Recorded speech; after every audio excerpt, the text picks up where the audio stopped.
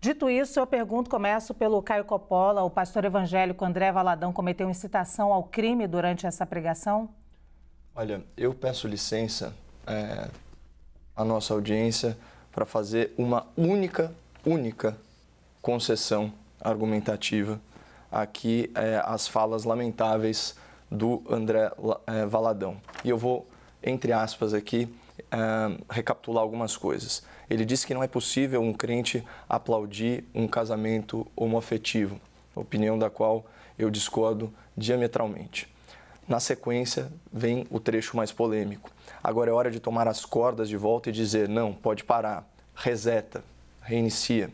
Aí Deus fala, né? Como se ele tivesse uma interlocução muito privilegiada com Deus. Eu não posso mais, já meti esse arco-íris aí, essa parte é muito importante. Se eu pudesse, eu matava tudo e começava tudo de novo, mas já prometi para mim mesmo que não posso. Agora está com vocês. Quando ele faz essa referência ao arco-íris, isso não é uma referência ao público LGBT. Aqui, na verdade, ele está falando de uma passagem bíblica, ele está falando do capítulo 9, versículos 14 a 16 do Gênesis, aspas. Quando eu trouxer nuvens sobre a terra e nelas aparecer o arco-íris, então me lembrarei da minha aliança com vocês e com os seres vivos de todas as espécies. Nunca mais as águas se tornarão um dilúvio para destruir toda forma de vida. Por isso que o pastor fala que isso não seria possível para Deus, pela promessa que foi feita à humanidade. Continua aqui trecho bíblico. Toda vez que o arco-íris estiver nas nuvens, olharei para ele e me lembrarei da aliança eterna entre Deus e todos os seres vivos de todas as espécies que vivem na terra. Na verdade, é uma passagem muito bonita, né? O sinal da promessa de Deus de não destruir a terra toda e todos os homens com um dilúvio, né? Então, é engraçado a ironia disso, porque socialmente, né, o arco-íris, ele simboliza a diversidade, né? Isso que a gente vê, né, quando a gente fala da representação LGBTQIAPN+, né? Então, você vai usar todos os espectros visíveis da radiação solar, todas aquelas cores lindas, para mostrar que existem formas diferentes de amar e que tudo isso é bem-vindo e é bonito. E religiosamente, esse mesmo arco-íris, ele é símbolo da fidelidade e da misericórdia de Deus para com a humanidade e para com toda a vida, né, que jamais será exterminada por sua obra. Então, esse é o ponto. Essa é a referência a qual o pastor ele remete nessa fala absolutamente infeliz. Portanto, com base nisso, depois ele segue falando aqui, aspas para André Valadão. Você não pegou o que eu disse? Eu disse, está com você. Vou falar de novo, está com você. Sacode uns 4 do seu lado e fala, vamos para cima, eu e minha casa serviremos ao Senhor. É claro que a gente está falando de um pastor evangélico cristão, portanto, é impossível servir a Deus com violência injustificada, muito menos tirando vida. Seria uma contradição impossível. Portanto, né, abandonando aí a pior interpretação possível do que foi falado, certo? Lendo a justificativa dele, ele diz o seguinte, nunca será sobre matar, segregar, mas será sim sobre resetar, aquela palavra que ele usa, né, de reiniciar, né, de trazer uma nova moralidade ou uma antiga moralidade, levar de volta a essência, ao princípio. Nunca será sobre matar pessoas, Deus nos livre desse terrível pecado, violência ou discriminação, mas sobre a liberdade de viver o que se crê, embora a crença dele pareça muito injustificada. Então, o ponto é o seguinte, eu acho deplorável a fala dele, mas eu não concordo que ele incitou pessoas a matarem as outras. Não, eu acho que ele tem uma visão bem, vamos dizer assim, anacrônica de moralidade, reacionária até, certo? E ele quer incutir isso na sua congregação. Eu acho lamentável, eu acho deplorável esse discurso, mas eu não acho que ele incitou a sua congregação a matar outras pessoas. Isso posto, vamos lembrar que um pastor, assim como um grande causídico, né, como é o caso do Zé Eduardo Cardoso, ele é, ou um comentarista político, né, Zé? Nós deveríamos ser artífices da palavra, né? É nossa responsabilidade entender, né, as minúcias da comunicação e como uma mensagem dessa pode ser mal interpretada.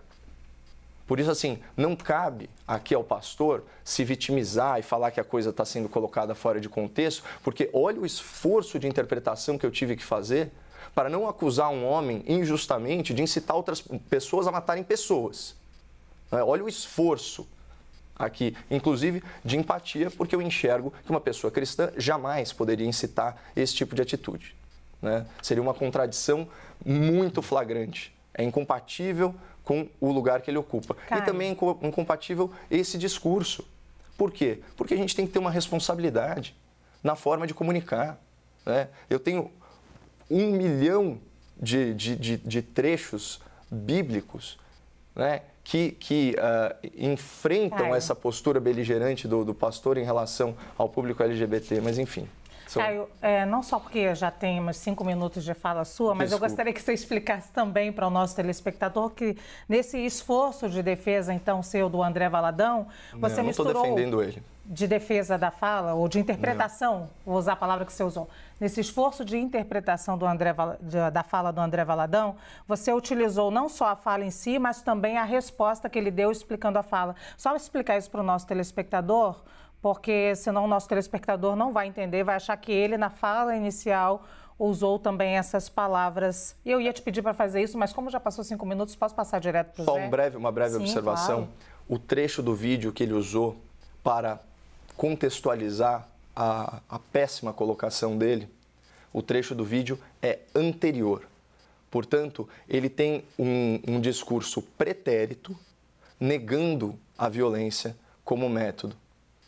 E por isso que eu achei, inclusive, mais persuasiva a justificativa dele. Mas, de novo, escolha infeliz de palavras, né? Texto péssimo e, de verdade, não é o que se espera de uma pessoa que tem liderança, ainda mais num assunto tão sensível e tão bonito como é a religião cristã.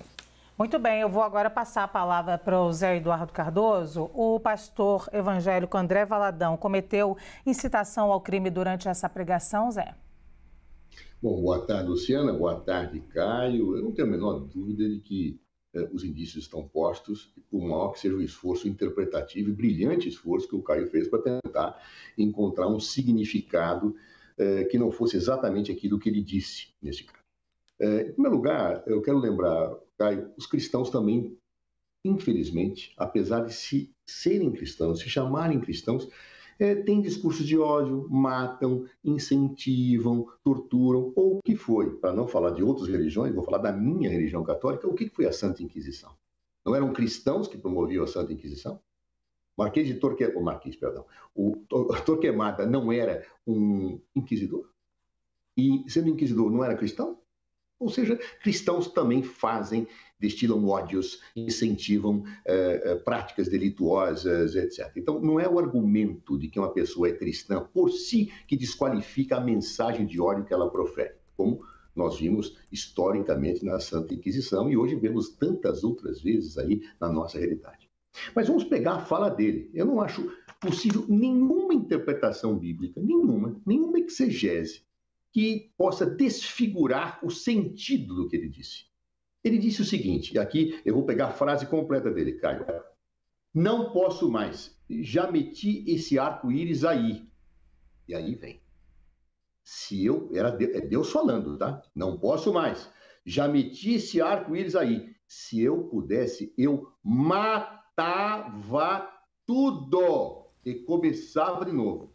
Ou seja, não fala em resetar. Se eu pudesse, eu matava tudo e começava de novo. Mas já provei para mim mesmo que não posso. Agora está com vocês. Ou seja, eu não posso matar. É o que está dito aqui. Agora está com vocês. O que significa isso? Como é que eu vou associar esse arco-íris com a construção bíblica que você fez de arco-íris para dizer que ele, na verdade, estava... É matar. A palavra é matar. Ele usou a palavra.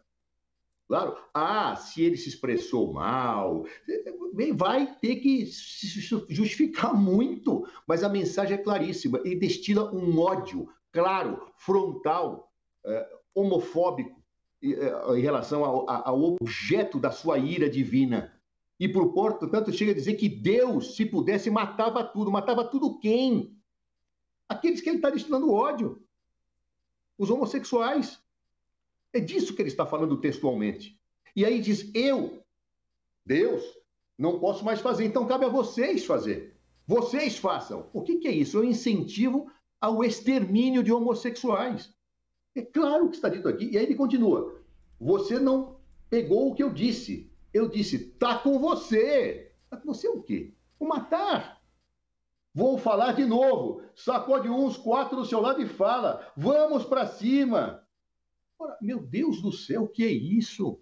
Ele está incitando os seus fiéis a matarem, a atingirem, a violentarem na sua essência e dignidade as pessoas que ele odeia. Isso é um discurso de ódio. Nada agasalha isso, nada. Aliás, eu tenho insistido muito em todos esses nossos debates que a liberdade de expressão não autoriza tudo.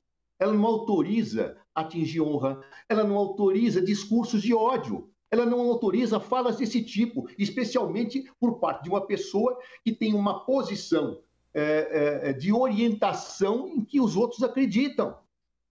Ele é um pastor, ele professa uma fé e está falando com os seus discípulos, com as suas ovelhas, que Deus falou que se pudesse matava, mas que agora ele não pode mais.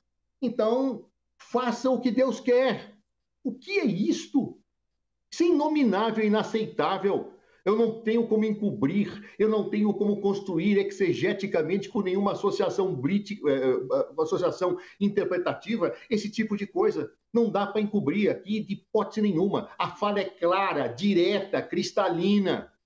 A explicação que ele dá, note, Caio, na explicação que ele dá, ele fala, eu só falei em resetar, aliás, como se fosse possível resetar ser humano, né? Não dá. Só que no trecho que eu li, ele fala matar. Matar. M-A-T-A-R. Ou seja, o significado é claríssimo. E, por evidência, fica mais perto o arco-íris associado à diversidade do que o arco-íris que você vai buscar da Bíblia, que mesmo que se fosse o da Bíblia, não justificaria a frase seguinte. Porque ele não está falando de esperança, está falando de matar. Ele está falando que Deus mandaria matar. Então, acho impossível, sinceramente, Caio, ele ter qualquer outro tipo de situação que não seja exatamente esta que é expressa por ele. Triste, muito triste que um pastor faça isso.